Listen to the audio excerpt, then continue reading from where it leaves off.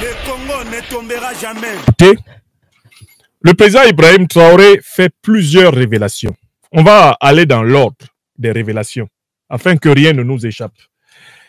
Et je voudrais que vous êtes maintenant près de 5000 personnes au total à suivre cette émission. Je voudrais que vous m'aidiez à noter les révélations par numéro, de telle façon que nous traitions chacune des révélations comme un dossier à approfondir.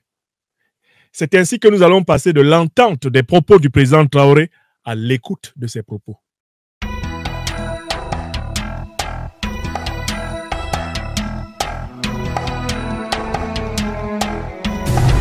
Sauvons l'Afrique. Bonjour tout le monde, j'espère que vous allez bien. Pareil, moi aussi je vais bien par la grâce de Dieu. Je voudrais un peu répéter ce que le professeur Franklin Nyamsi vient de nous dire. Retenons que le président Ibrahim Traoré, par rapport à sa politique, il est premièrement sollicité et il est aussi menacé.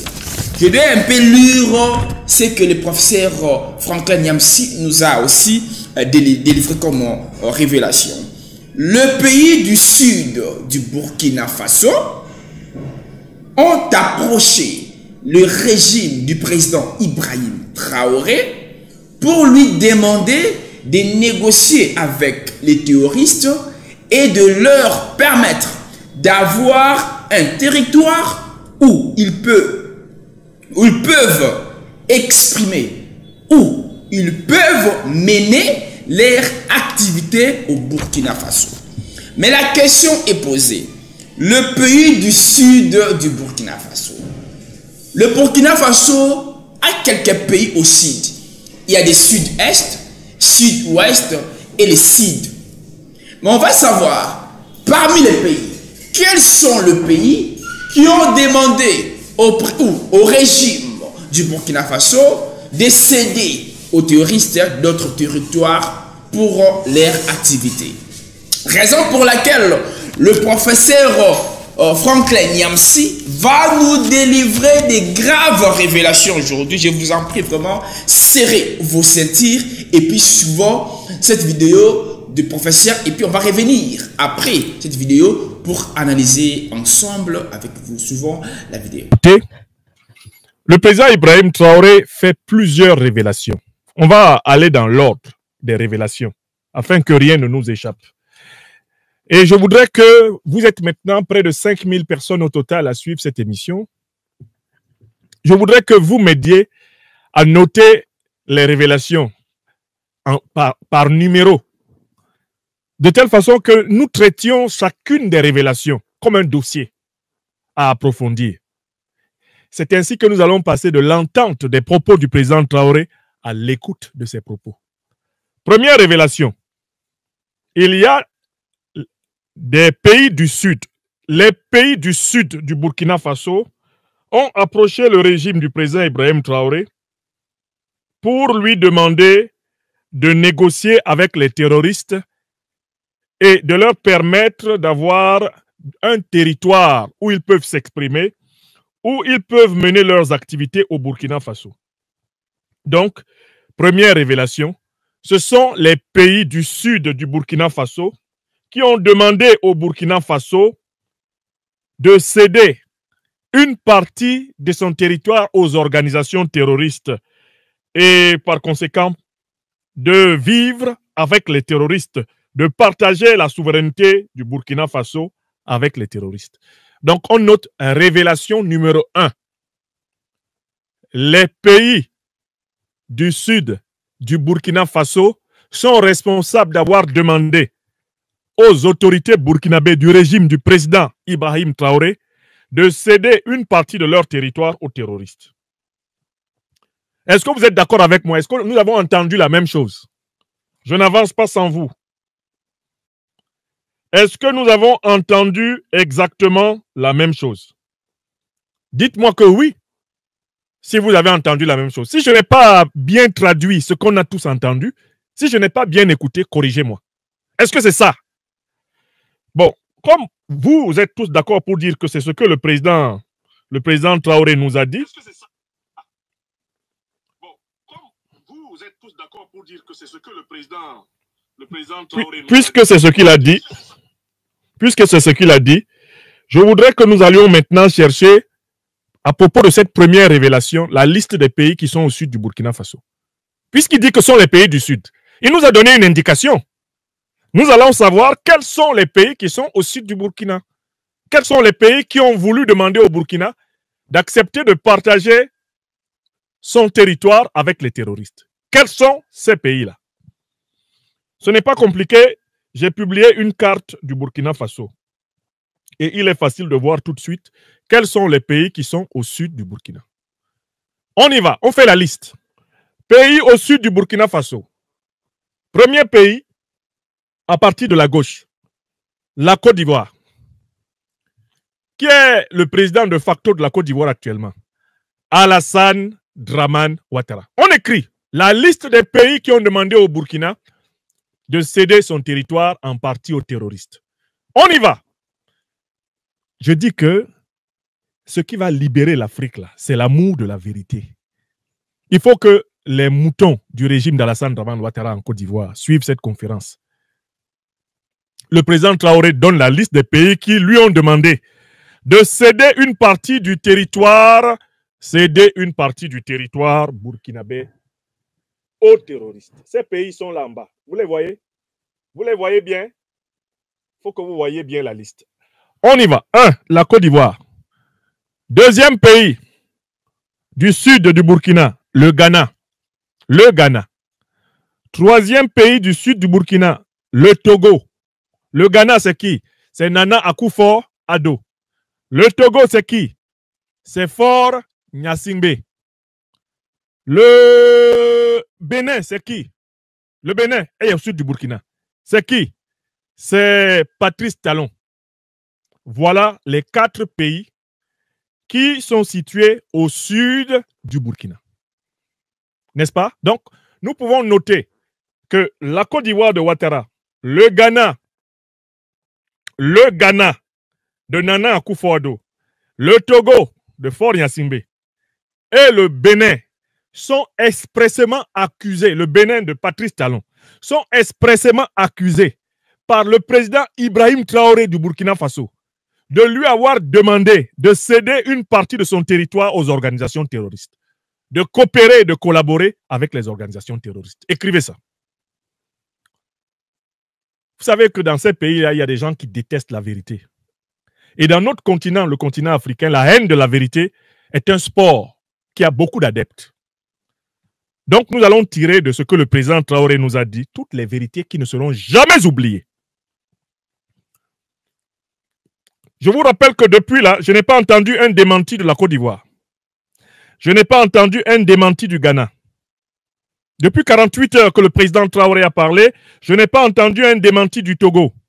Je n'ai pas entendu un démenti du Bénin. Donc, les 4 pays reconnaissent, car qui ne dit mot consent. Ça fait 4, n'est-ce pas? Tout le monde a entendu ça? Ça fait donc le premier point.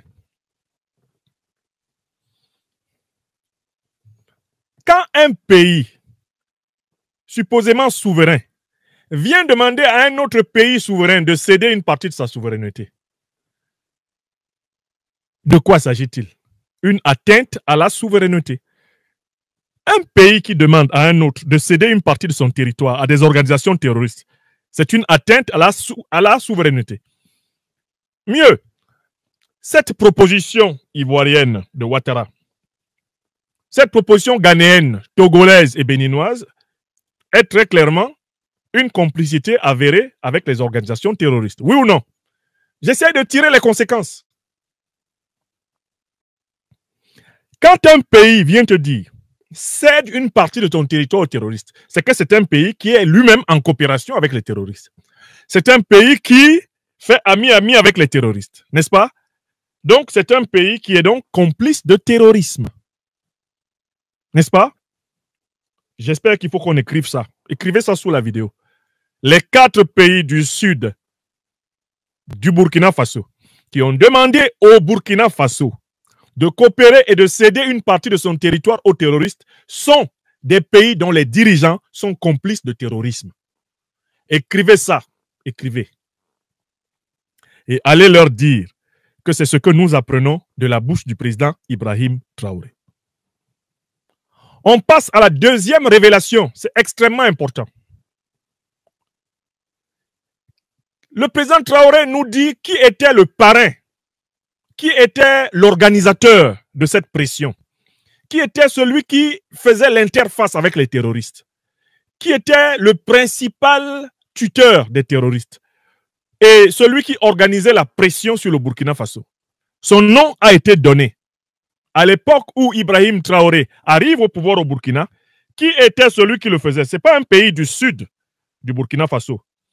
À la tête de ce pays-là, c'est un pays qu'on trouve à l'ouest du Burkina Faso, c'était Mohamed Bazoum, le junteur de Niamey qui finira le 26 juillet 2023 par faire boum. N'est-ce pas? Je recommence la deuxième information et je souhaite qu'elle soit écrite.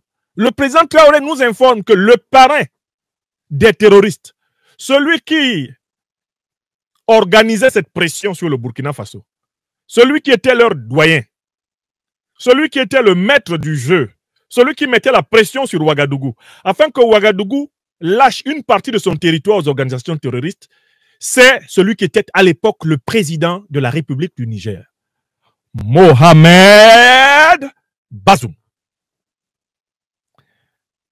Donc, grâce à cette deuxième information, nous pouvons écrire ceci. Mohamed Bazoum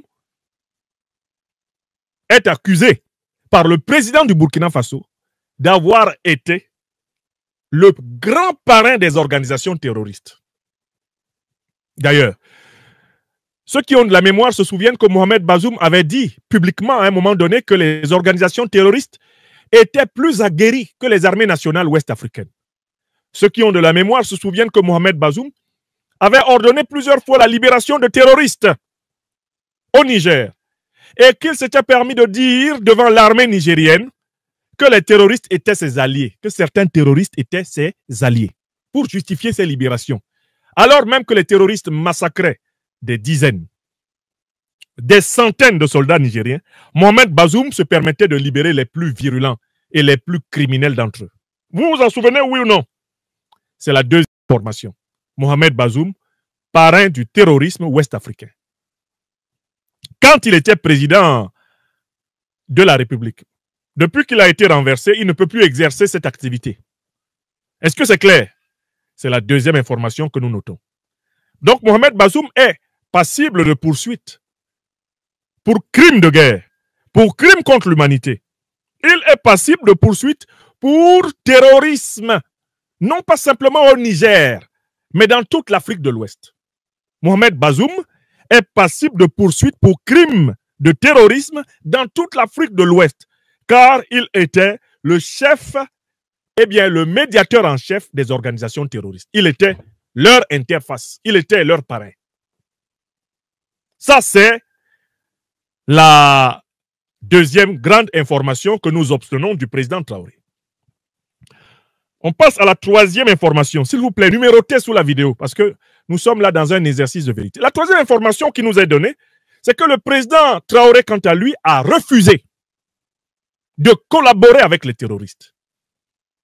Le nouveau pouvoir MPSR2 du président Traoré a refusé de céder le territoire burkinabé aux terroristes. Il a choisi la solution de la lutte antiterroriste.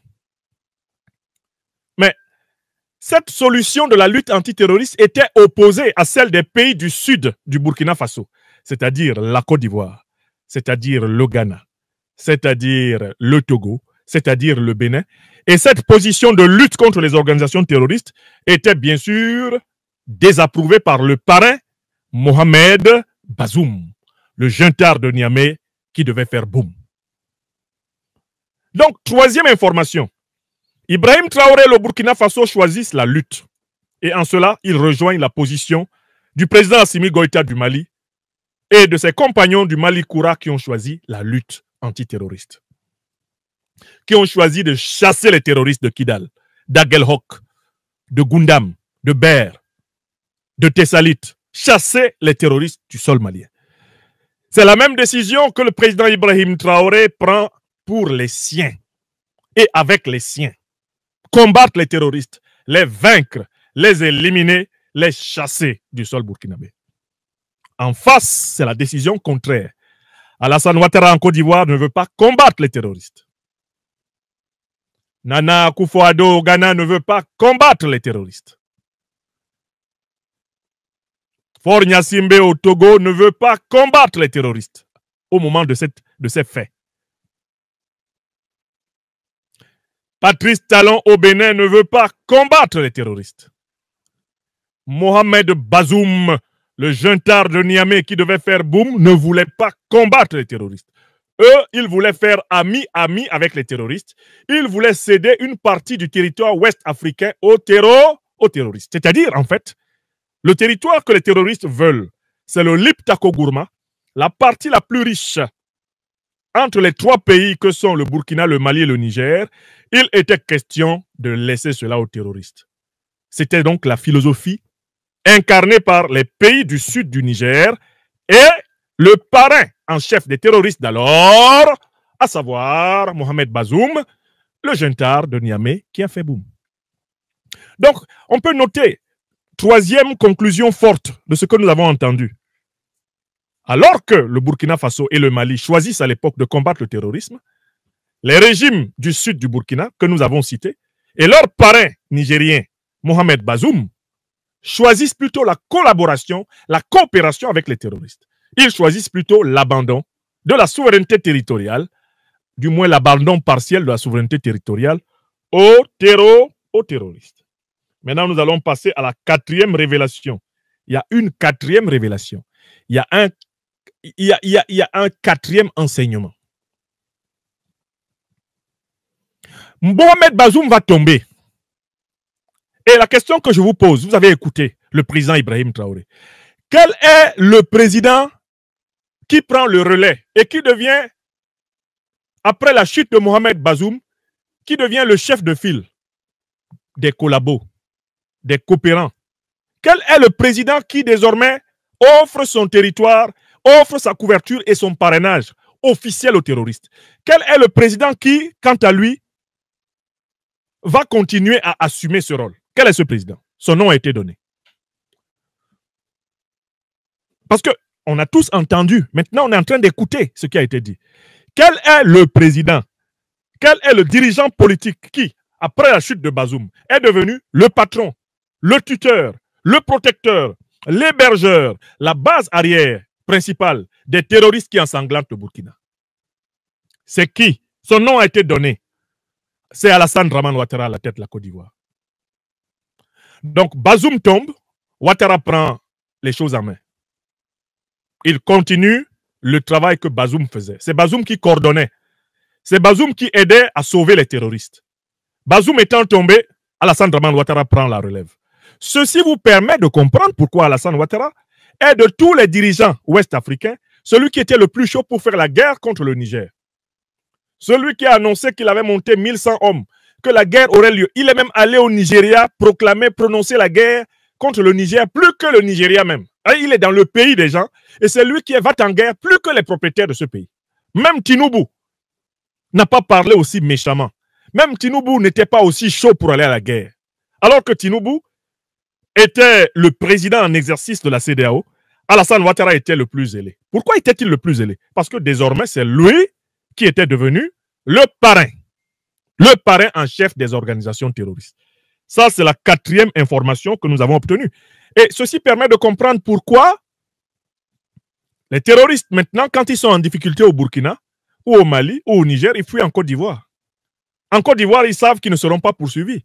Le président Traoré nous a décrit des scènes de guerre dans lesquelles on voit très bien que l'armée ivoirienne de Ouattara est capable d'arrêter 2 soldats burkinabés qui vont acheter des cigarettes en Côte d'Ivoire, mais elle est incapable d'arrêter des dizaines, des centaines de terroristes armés qui se réfugient en Côte d'Ivoire, à 50 mètres de la frontière burkinabé, et qui se sentent protégés par le nouveau parrain.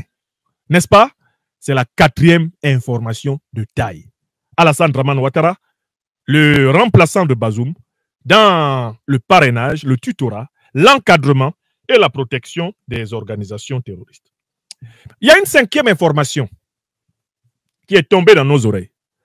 Le président Traoré dit qu'à partir de là, il a compris qu'il fallait se focaliser sur la lutte antiterroriste et qu'il ne fallait pas entrer dans le moule.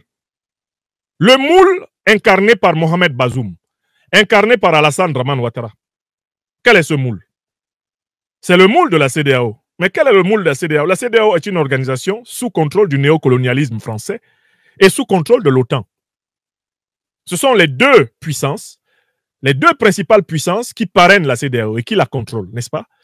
Quand le président Ibrahim Traoré nous dit que lui, il a refusé d'entrer dans ce moule, c'est-à-dire qu'il a refusé de se soumettre au patron de Ouattara, au patron de Talon, de Gnassingbé, au patron de Nana Akufo-Addo. Il a refusé de se soumettre au patron de Adebola Tinubu. Il a refusé de se soumettre à eux. Vous comprenez? Le moule dont il est question ici, c'est le moule néocolonialiste de la CEDEAO, c'est le moule otanien, le moule de l'OTAN. N'est-ce pas? J'espère que c'est clair pour tout le monde parce qu'on a tous entendu, maintenant vous êtes en train d'écouter ce que le président dit. Maintenant, il y a une sixième information et j'espère que vous l'avez bien entendu. Le bloc CEDEAO s'est fissuré à partir de quand? Les pays du Sud qui demandaient au président Ibrahim Traoré d'accepter de donner une partie de son territoire aux terroristes. Ces pays-là ont cessé d'être dans l'unanimité à partir de quel moment? Le président Traoré nous a dit que ces pays ont cessé d'être dans l'unanimité avec Alassane Draman Ouattara et Mohamed Bazoum quand leurs territoires ont également été attaqués. Vous avez entendu ça, oui ou non? Alors, quels sont les pays du sud du Burkina Faso dont les territoires ont aussi été attaqués par les organisations terroristes et qui ont été amenés à mettre un peu d'eau dans leur vin ou plutôt dans leur Niamankoudi? Quels sont ces pays? Je m'en souviens, il y en a deux. Il y a deux pays du sud du Burkina Faso qui ont été attaqués par les organisations terroristes et dont les dirigeants ont commencé à s'interroger. Peut-être même on peut dire trois. Les deux principaux qui me reviennent à l'esprit, c'est le Togo de Faure Gnassingbé, le Bénin de Patrice Talon, qui rapidement a fait venir les Rwandais pour sa sécurité personnelle, bien sûr, abandonnant le peuple béninois au diable vauvert. Le Togo a été attaqué par les organisations terroristes, le Bénin l'a été, le Ghana commençait à être menacé. Mais je pense principalement au Togo et au Bénin. En particulier, le président togolais Faure Gnassingbé, se rendant compte que lui aussi était attaqué, a commencé à changer en partie sa doctrine, c'est-à-dire à faire preuve d'une plus grande compréhension envers la position du Burkina Faso, la position du Mali et la position du nouveau Niger du président Abdourahmane Tiani. C'est vrai ou c'est faux? Voilà les 5 enseignements que nous venons d'avoir. Tout le monde a bien noté les 5 enseignements? 1. Ce sont les pays du sud du Burkina Faso qui ont voulu attenter à la souveraineté du Burkina Faso en forçant la main au Burkina Faso pour céder une partie de son territoire aux terroristes. Ce sont des pays dont les dirigeants sont donc complices des organisations terroristes. 2. Le parrain des organisations terroristes, le premier parrain en chef, c'était Mohamed Bazoum du Niger. Et c'est lui qui sans cesse augmentait la pression. 3. Lorsque Bazoum est tombé, le nouveau parrain s'est avéré à Alassane Draman Ouattara. C'est lui aujourd'hui qui est le gardien du temple. C'est lui qui est le protecteur des groupes terroristes, qui ensanglante le Burkina Faso, l'Alliance des États du Sahel. Ça, c'est 3. 4, Ibrahim Traoré a refusé, lui et ses compagnons, de se soumettre à la logique des pays du sud du Burkina et à la logique du Niger de Bazoum. Parce que eux, ils ont choisi de collaborer avec les terroristes, ils ont choisi de faire ce que leurs maîtres néocolons français et impérialistes occidentaux leur demandent, alors que Traoré Ibrahim et ses compagnons du MPSR ont choisi la lutte. 5e évidence, qui ne doit avoir échappé à personne, le bloc des collaborationnistes a commencé à se fissurer lorsqu'ils ont à leur tour, au Togo et au Bénin notamment, été attaqués par les organisations terroristes. C'est ce qui explique eh bien, l'évolution du positionnement du président togolais Faure Gnassingbé. Tant que lui, il n'était pas attaqué, il préférait que le Burkina accepte de céder une partie de son territoire. Quand le Burkina a vu que lui aussi était attaqué, le Burkina lui a fait remarquer que voilà ce qu'on t'avait dit. Quand vous voulez faire ami-ami avec les organisations terroristes, elles finissent toujours par se retourner contre vous. Et le président Traoré dit dans l'intervention que le Burkina a eu une expérience. Sous le président Compaoré, le Burkina, pour se protéger des terroristes, leur avait ouvert les portes du pays. Ils pouvaient se réfugier au Burkina. Le criminel Iyad Agali était tranquille chez lui à Ouagadougou. Tout se passait bien. Le Burkina n'était pas attaqué. Mais quelle est la situation aujourd'hui? N'est-ce pas le Burkina qui paye encore le maximum de pots cassés, puisque les terroristes ont eu le temps de bien connaître le pays et de savoir comment le saboter, le déstabiliser? Voilà les vérités qui ont été dites là. Mais il y a une deuxième pièce que je voudrais verser à votre réflexion pour compléter votre jugement. Mais ces terroristes-là, qui sont des terroristes d'Al-Qaïda et de l'État islamique, et même c'est la même organisation, mais qui les a créés? D'où viennent-ils? Qui les finance? Nous avons donné plusieurs conférences ici, nous avons donné des lectures d'ouvrages, nous avons donné tellement de sources, mais aujourd'hui je voudrais donner la parole à un homme politique français. Quand on parle de la négociation, on voit directement que si aujourd'hui l'Afrique elle est détruite, c'est parce que quand il y a du terrorisme dans des pays africains, il y a des présidents africains qui jouent un rôle de parrainage ou un rôle de négociation. Quand on parle aujourd'hui de la RDC, la République démocratique du Congo, avec l'ancienne politique du président honoraire Joseph Kabila Kabange, il y avait eu des négociations entre le pouvoir en place et le terrorisme. Raison pour laquelle l'armée congolaise était infiltrée. Et jusqu'à présent, l'actuel président, que je peux citer Félix, ne trouve pas et il est en train de subir des peines dont le président, ex-président Kabila, lui avait insurgé. Raison pour laquelle il y a aussi beaucoup de pays africains dont l'armée est infiltrée par rapport aux négociations imposées par l'Occident.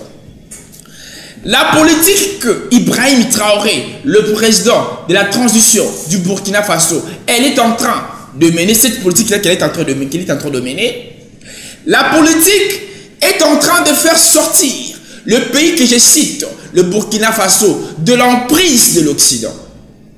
Le Burkina Faso, en lui-même, il est en train d'éliter pour éradiquer. Quand on parle de l'éradication, c'est mettre hors d'état de nuire la politique occidentale, ou la politique étrangère, ou la politique européenne, ou la politique américaine.